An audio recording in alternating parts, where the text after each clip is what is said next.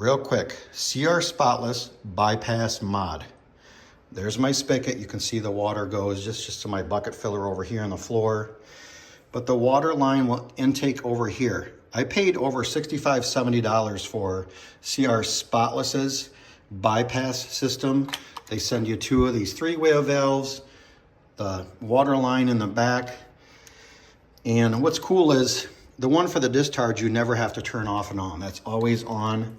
But they had this one over here, and these little knobs, as it got colder, were a nightmare to turn off and on. So I did have it set up for a while. I deleted that and put in its place this unit from Amazon. I'll post the comments below. But these knobs are so much higher quality.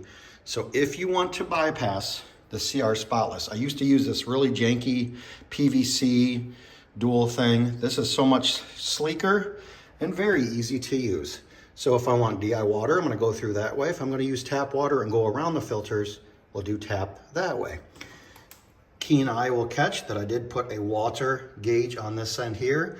If I really want to monitor how much water I'm using to wash our vehicle, I can go through that. So loving the bypass system with the replacement 3-way valve.